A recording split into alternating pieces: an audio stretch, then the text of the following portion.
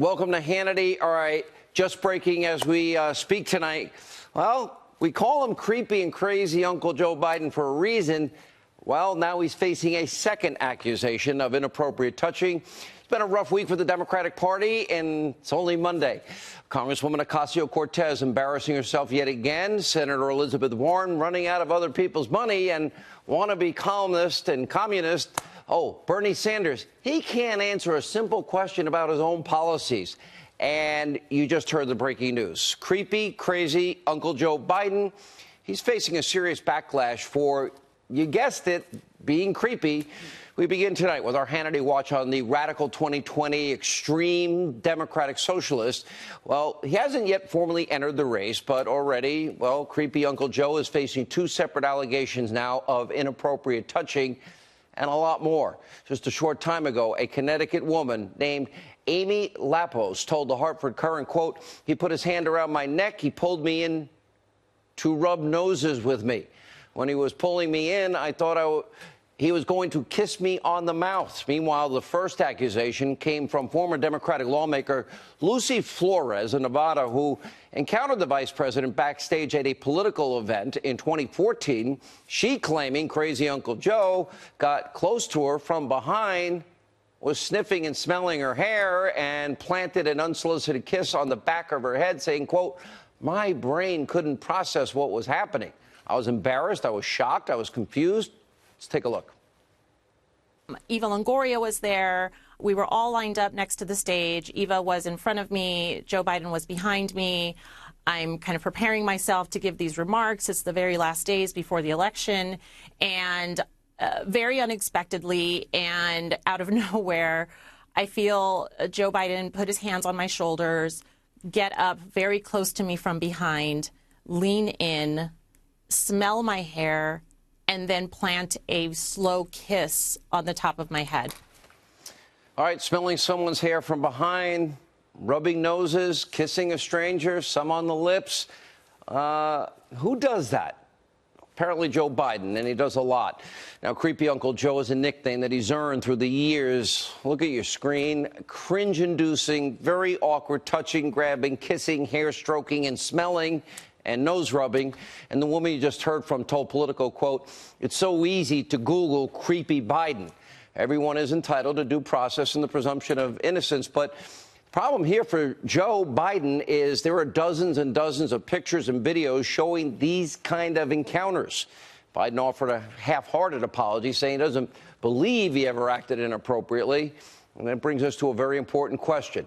Will the Democratic Party hold Biden to the same believe all women, I believe, zero tolerance standard that they have utilized so vigorously against Republicans? By the way, where are all the Kavanaugh I believers? So far, the radical socialist 2020 Democrats who don't want Biden to win, they're coming out against the former VP, but obviously, that's for political expediency. And creepy Uncle Joe superfans in the mainstream media, they're singing a much different tune. They love him. Take a look. To make a big kerfluffle out of this with a man who's done nothing but spend his life in the service of others, I think is just wrong. What else is he supposed to do? You know, Lucy, I'm sorry I, got too close to you. I mean, seriously, what else is he supposed to do? It's one person of an allegation that's 5 years old, and that cannot negate or change or diminish in any way Joe Biden's very strong record empowering women. He is extremely affectionate, extremely flirtatious in a completely safe way. But are we allowed to bring up that Lucy Flores is a huge Bernie person and she has, political connections that might be counter to Biden's goals, and that this could be, hold on, is it okay to bring up this could be politically motivated? No surprise sucking up to creepy, crazy Uncle Joe. That's the same media mob who tried to ruin Judge Kavanaugh's life over wild 30-year-old uncorroborated allegations and some cryptic high school yearbook posts. Don't expect the media to ever properly vet Joe Biden. They didn't do it in 2008 to the chosen one, the one that gave them thrills up their leg, Barack Obama. They're not going to do it to any of the 2020 candidates on the extreme Democratic Socialist side. So it will be up to us here on this program, because there are so many red flags about Joe Biden, other than this constant need to touch and stroke and kiss and rub noses. Look, I'll let you be the judge of the pictures you see. I'm personally not a fan of people that get right in your grill. We've all met people like that, right? They get so close to your face that your noses almost do touch. Even if you take a step back, they move in more. And people that kind of massage other people, go up and rub in their shoulders and want to kiss others on the lips. You don't even know them out. A lot of this creeps me out, but you'll decide. Tonight we start with Biden's, though, sketchy past on race in America. This will be an issue for him. For a Democratic Party so obsessed with identity politics, this is not a good look for a presidential candidate. Take a look. You cannot go to a 7-Eleven or a Dunkin' Donuts unless you have a slight Indian accent. I'm not joking. What kind of a chance would a northeastern liberal like Joe Biden stand in the South? Better than anybody else. And you don't know my state. My state was a slave state. My state is a border state. My state is the 8th largest black population in the country. You got the first sort of mainstream African American who is articulate and bright and clean and a nice looking guy. I mean, that's a storybook. Romney wants to he said in the first 100 days, he's going to let the big banks once again write their own rules. Unchain Wall Street. They're going to put you all back in chains. First mainstream African-American, articulate, clean, that's storybook. Wow. All right, that's right. So the person currently polling highest in the Democratic primary is a man who called the president clean, articulate, and storybook, man. He bragged that his home state was a slave state. You can't work in a 7-Eleven or a Dunkin' Donuts unless you have a slight Indian accent. That's your Democratic frontrunner. And no surprise, considering in 1975, most of the media will never bring this up. A younger Senator Biden fought hard against a practice used to desegregate schools known as busing. In other words, he didn't want integration. Take a look.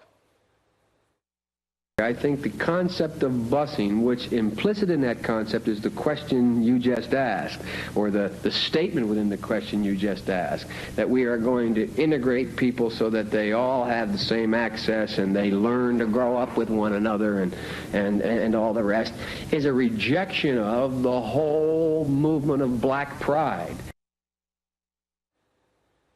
Now, that very same Biden told the local newspaper, quote, "I don't feel responsible for the sins of my father, grandfather. I'll be damned if I feel responsible to pay for what happened 300 years ago."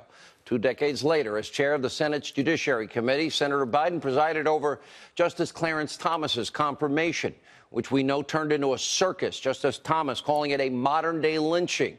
Biden offered an apology. Well, just last week, he went on an apology tour because he offered it to Anita Hill, the accuser of Justice Thomas. He's been on this tour now apologizing for over a week. Take a look. Anita Hill, professor, showed the courage of a lifetime, talking about her experience being harassed by Clarence Thomas.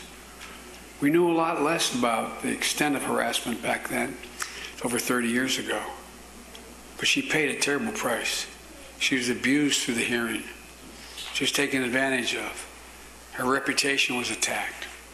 I wish I could have done something. There was a real and perceived problem the committee faced. There were a bunch of white guys. No, I mean it sincerely, a bunch of white guys. Remember, Anita Hill did follow Clarence Thomas to another job after the so-called incidents happened, but I guess facts don't want to be discussed at this time. He hasn't even formally jumped into the race. Biden is on his first apology tour. Don't be fooled. Amtrak Joe tries to paint himself as a sympathetic champion of the people.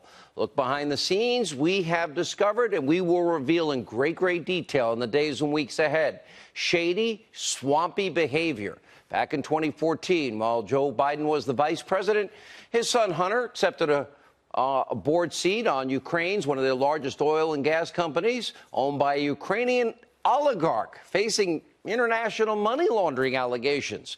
Naturally, this raised serious ethical questions and even some scorn from the left. According to author Peter Schweitzer, In his brand new book, Secret Empires, while Hunter Biden was working at this Ukrainian oil company, a series of very suspicious foreign financial transactions flowed to an account used by Hunter Biden, including a multi-million-dollar deposit from that company. Now, keep in mind, this all occurred while his father was vice president. And get this, serving as one of the key point persons for the Obama administration's anti-corruption message in Ukraine. Well, any of this sound familiar, eerily similar to what we learned about the Clinton Foundation? There is a lot to unpack here, and we will have full coverage of this story in the days and weeks ahead. Same story with China, by the way. Just one more example of hypocrisy from the left. You got Clinton, Biden, everybody in between. Democrats seem to get a free pass on everything. Abuse of power allegations, claims of racism, sexual harassment. While conservatives, Republicans, I believe, demonize guilt by accusation, with or without evidence. Oh, and by the way, yeah, his son, while he's doing these deals in China and Ukraine, oh, we'll get to China tomorrow.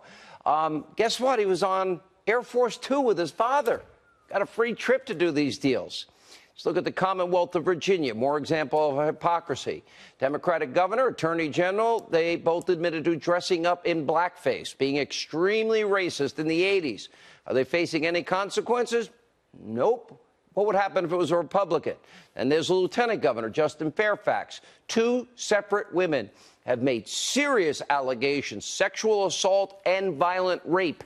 And yet to this day, the I Believers, Democrats in Virginia, they have done nothing to hold Fairfax accountable, and deafening silence from the very people saying, I believe in the Kavanaugh case. So the party that constantly tells you and us to believe women, all women, well, they don't seem capable of accusing one of their own, unless they want to beat him in a primary.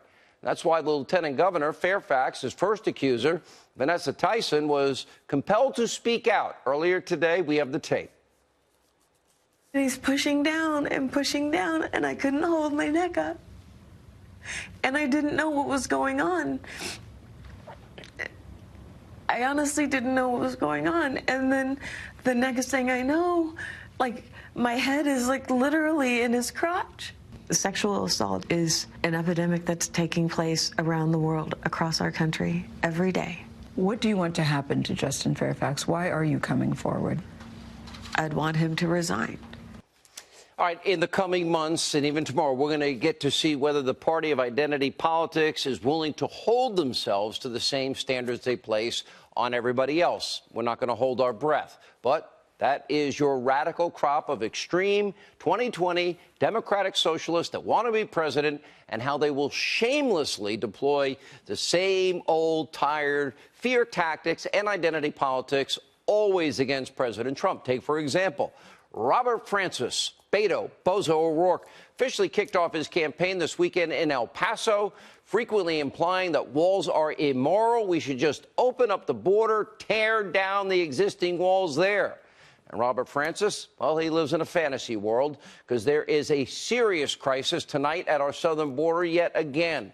Illegal immigration is experiencing, one more time, a massive surge. Another huge caravan on the way. President Trump has cut aid over the weekend to 3 Central American countries where the caravans are originating. And he's threatening to close our southern border in Mexico if Mexico does not do their job and stop the caravan from marching north.